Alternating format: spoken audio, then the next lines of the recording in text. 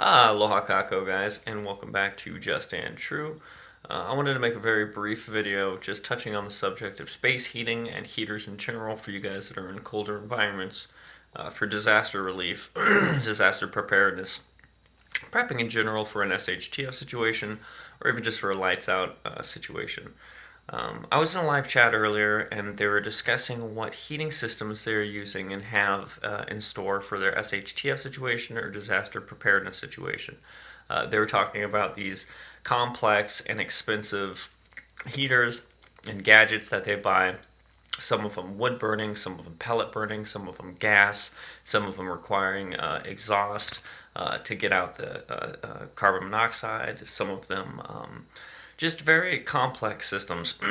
What I want to, and I can't stress enough about prepping and about being of a prepper mindset, is the more you know, the less you need. When it comes to things that I spoke again on this in prior videos, but prepping isn't about having a gear or having an item for every problem. It's not looking at solutions as things. It's looking at solutions as information and knowledge. So if you need to know how to heat your room and how to heat your home, you need a way to do that without these items. If these items are stolen, if they're broken, if they're lost, if they're running out of fuel, if they ran out of fuel, if they're for some reason it's electronic and you're in a situation where you can't use electronics, well then you need to find out a way out of it. And if you don't understand your full problem of your heat source and how to create heat and how these thermodynamic systems and basic physics works, then you might be up shit creek without a paddle, excuse my language. So what you want to do is take a more thorough look at your problems before you come up with a solution. So for me, what I would suggest you guys do, or if anybody to do, if you can't just build a fire, heat up stone, and bring it to your home, which is just a classic thing that lots of people have done for eons. If you can't do that, you don't feel like you can't go outside, if you can't burn a fire, and if you just can't afford an electric heater, if you can't afford these pellets, I mean, I'm looking at some of these things, they're expensive, and their gas is expensive, and then you have to worry about cooling it, or venting it, rather. So, what I would highly suggest is a convection oven.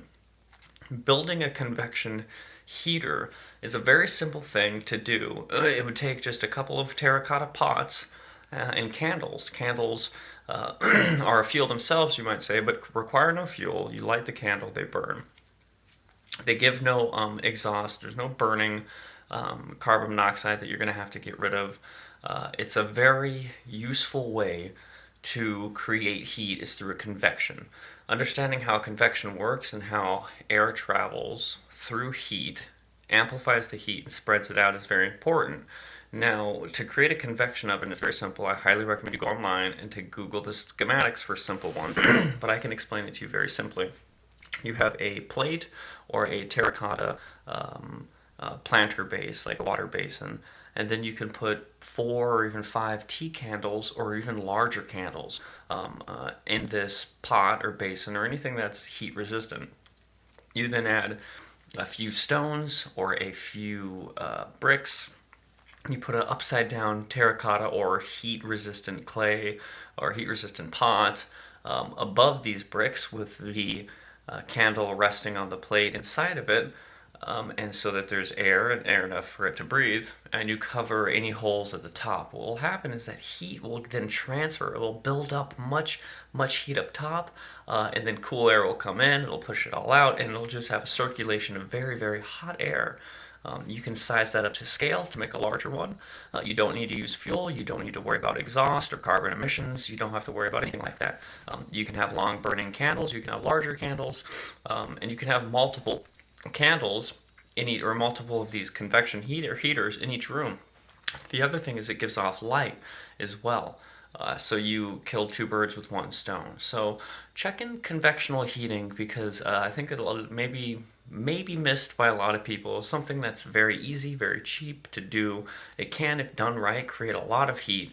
And if you already have tea candles or candles laying around your house, if you have terracotta plants, it's something that you can go and do right now. So check that out. I think it's a cheap, easy resource and an easy tool for you to have. A convectional oven for heating might work for a lot of you in apartments or small houses or places that you won't want to go outside to build a fire or do any, maybe you just can't afford one of those fancy systems, or maybe those fancy systems require fuel and you ran out of fuel. Anyway, mahalo nui loa for coming in. Thank you for stopping in by, and a hui ho until next time.